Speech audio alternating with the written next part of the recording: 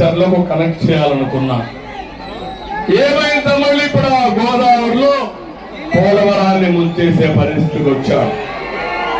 అభివృద్ధికి పుంతలు దొక్కించాం. 25,000 కిలోమీటర్లు సిమెంట్ రోడ్లు వేశారు. ఈ నంద్యాల బై ఎలక్షన్ నేను వచ్చా, రోడ్లు వెడల్పు చేస్తారని చెప్పారా లేదా అని అడుగుతున్నా. చేశారా లేదా అడుగుతున్నా. ఈ నంద్యాలలో 14,500 ఇండ్లు ఈ పేదవాళ్ళ కోసం టిట్కోలో కట్టించారా లేదా తమ్ముడు అడుగుతున్నా. 5 ఏళ్ళు అయింది నేను కట్టిన ఇళ్లకు రంగుల పిచ్చోడు రంగులు వేసుకున్నాడు కానీ మీకు ఇచ్చారా తమ్ముడు అడుగుతున్నా. ఎక్కడ పిచ్చో నాకైతే అర్థం కాలేదు. ఎక్కడ కరెంటు పోలు కనబడిస్తే దానికి రంగు, లేకపోతే ఎక్కడ శ్మశానం ఉంటే దానికి కూడా ఒక రంగు, ప్రతి ఒక్క దానికి రంగులు వేసుకున్నాడు. రంగుల పిచ్చోడు రంగులు వేసుకుని నేను మొత్తం మార్చేశారని అబద్ధాలు చెప్పుకుంటూ ప్రచారం చేస్తున్నాడు. అందుకే నేను అడుగుతున్నా మళ్ళా మీ అందరికీ, మళ్ళీ నంద్యాల అభివృద్ధి కావాలంటే తెలుగుదేశం ఎన్డీఏ వల్లనే అవుతుంది. ఇంకో పక్క మీ అందరికీ 16 లక్షల కోట్ల రూపాయలు పెట్టుబడి తెచ్చా. ప్రత్యక్షంగా పరోక్షంగా 10 లక్షల మందికి ఉద్యోగాలు ఇప్పించా. 2 అంకెల అభివృద్ధి చేశాం. అభివృద్ధిని పరిగెత్తించాం. ఆదాయాన్ని పెంచాం. పెంచిన తర్వాత 100 సంక్షేమ కార్యక్రమాలు మీకు ఇచ్చిన పార్టీ తెలుగుదేశం పార్టీ. అవునా కాదా అని మిమ్మల్ని అడుగుతున్నా.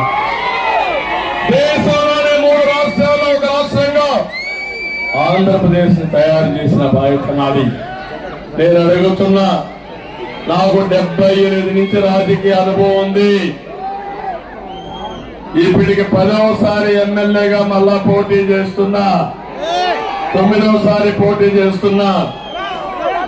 కానీ నా జీవితంలో ఎలాంటి చేతగాని దద్దమ్మ ఒక సైకోని ఎప్పుడూ ముఖ్యమంత్రిగా చూడలేదు. నేను ఎప్పుడూ మీకోసమే పనిచేస్తున్నా. కోవిడ్ వచ్చినప్పుడు కూడా వర్చువల్ సమావేశాలు పెట్టుకుని మీకోసం పనిచేశా. మీరు కష్టాల్లో ఉంటే బాధుడే బాధుడు.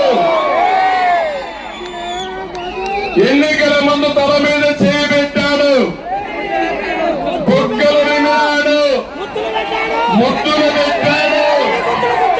ఎన్నికలైనాక పిడి గుద్దులే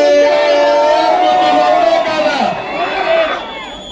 అది అయిన తర్వాత ఇదే కర్మాని నేను రాష్ట్రం అంతా తిరిగి మీకు అండగా నిలబడ్డాను. ఏంటి రాష్ట్రానికి కర్మ?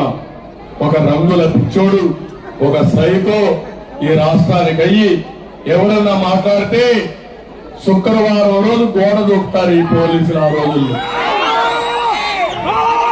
ఇంకో పక్కన వైసీపీ నాయకులు ప్రొక్లైన్లు తీసుకొస్తారు. మరొక మాట్లాడితే ఆయన ఇల్లు కూల్చేస్తారు, ఇంకొకరు మాట్లాడితే వాళ్ళు ఇల్లు కూల్చేస్తారు. అంటే కూల్చడం తెలుసు కానీ నిర్మాణాలు తెలియని వ్యక్తి